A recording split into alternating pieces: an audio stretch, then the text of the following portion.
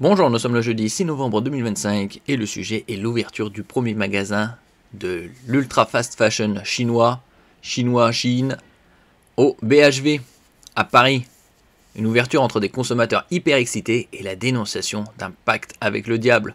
Il y a quelques plateformes ultra low cost chinoises, Alibaba, Shein, Temu, entre autres. Il y a Wish également. Chine, le gouvernement français saisit la justice pour demander le blocage du site. La plateforme a suspendu l'accès aux produits de ses vendeurs tiers en France. Il y a eu un scandale. Donc là, ça va se décider dans les jours qui viennent. La plateforme chinoise, qui a ouvert mercredi un premier magasin au BHV à Paris, c'est son premier magasin physique au monde, et dans le viseur du gouvernement à la suite de la découverte de la vente sur le site de poupées sexuelles d'apparence infantine et d'armes de catégorie A, machettes et coups de poing américains. N'oubliez pas de vous abonner pour plus de news nationales, européennes et internationales sur ce monde merveilleux dans lequel nous vivons. Et nous allons voir quelques vidéos. Les gens sont excités, comme si c'était un truc incontournable.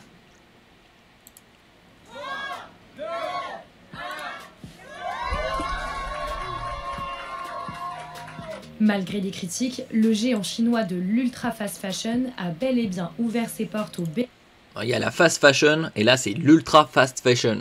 Donc là c'est aussitôt acheté. BHV Marais dans le 4e arrondissement de la capitale. Jusqu'ici, la marque était... Il disait que Chine c'est surtout des jeunes adolescents et jeunes adultes. Bon là on voit quand même des gens bien matures. Genre 30, 40, 50 ans, 60. Porte au BHV Marais dans le 4e arrondissement de la capitale. Jusqu'ici, la marque était uniquement disponible en ligne. Désormais, Shein dispose d'un espace de vente de plus de 1000 mètres carrés. Et le moins qu'on puisse dire, c'est que l'ouverture de la boutique est loin de faire l'unanimité. Ici, c'est le premier magasin qui a été ouvert mercredi, donc hier, à Paris. Et il y en a 5 autres qui ouvriront dans l'Hexagone. On avait vu ça il y a quelques semaines. Est-ce que les consommateurs en question, vous les avez interrogés, est-ce qu'ils savent qu'un certain nombre de ces vêtements sont faits par des prisonniers politiques?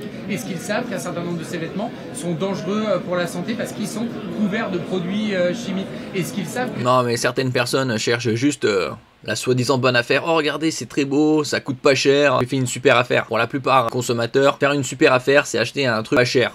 Peu importe ce que c'est. Puis ici, ils doivent le laver 2-3 fois et c'est immétable. Oh, c'est pas grave, ça m'a coûté 3 balles ou 5 balles. Ces vêtements vont tomber en ruine peu de temps, malheureusement, après leur achat. Pour moi, c'est honteux ce qui se passe en fait. C'est honteux, il y a comme des poupées sexuelles qui a été vendues. Encore ce matin, ce que j'entendais de la bouche de Suzanne Frégier, la cofondatrice de Move Enfant, il y a un citoyen entre guillemets français qui a commandé, qui a reçu aujourd'hui sa poupée sexuelle. Vous voyez ce que je veux dire? Avec le scandale des poupées sexuelles à l'effigie de fillettes vendues sur la plateforme, Shein est à nouveau dans la tourmente. Ce mercredi 5 novembre, le député LR Antoine Vermorel-Marquez a annoncé saisir la justice pour dénoncer la vente d'armes de catégorie A par la plateforme chinoise. Dans la foulée, le Premier ministre Sébastien Lecornu a indiqué qu'il engageait une procédure de suspension en France de la plateforme numérique de Shein, le temps que cette dernière se conforme aux lois du pays. Il y avait des lois ou des politiciens qui voulaient instaurer une loi taxer les colis, les petits colis entre guillemets, c'est-à-dire des colis de moins de 150 € de valeur avec une taxe de 2 €, ce qui est ridicule, 2 €. Malgré ces polémiques, des centaines de clients sont venus assister à l'ouverture du magasin. Nous, on a des faibles revenus et ce style de magasin comme avant Tati, et ben, ça nous permet d'acheter plus régulièrement des vêtements et autres. Voilà. Est-ce que les gens ont vraiment besoin d'acheter autant de vêtements? C'est plus du m'as-tu vu, regarde, j'ai des vêtements tous les jours, c'est des différents. Beaucoup de Françaises et de Français, 23 millions de Françaises et de Françaises, achètent avec cette marque-là. Il fallait que cette marque-là, au lieu qu'elle sorte du e-commerce et qu'elle puisse avoir une représentation physique. Je n'ai jamais acheté chez Shein, je n'ai jamais acheté en ligne les produits chinois. Mais les médias en ont fait une telle publicité que je suis venue par curiosité. L'entreprise a déjà écopé cette année en France de 3 amendes pour un total de 191 millions d'euros pour non-respect de la législation sur les cookies, fausse promotion, informations trompeuses et non-déclaration de microfibres plastiques dans leurs articles.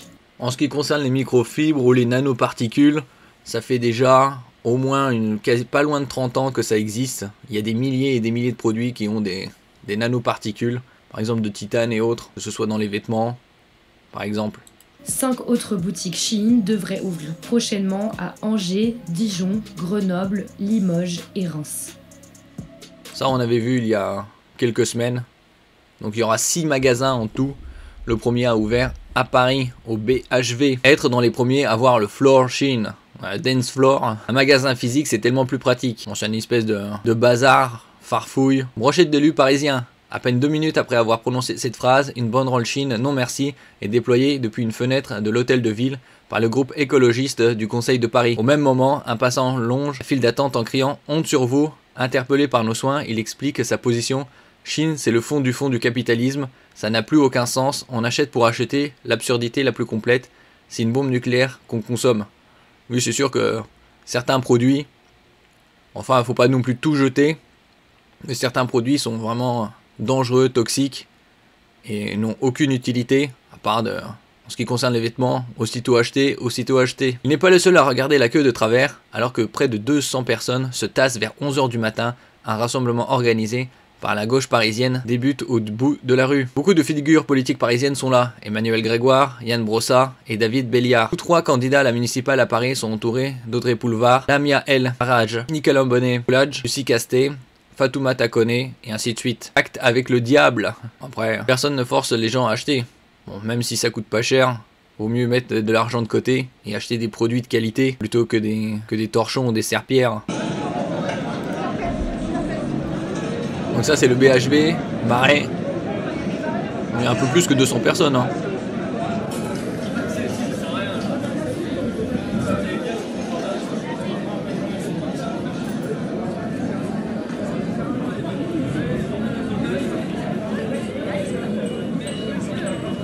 Voilà, c'était acheté. Bah il laisse, acheter moins. Après on voit un autre shit, de la merde.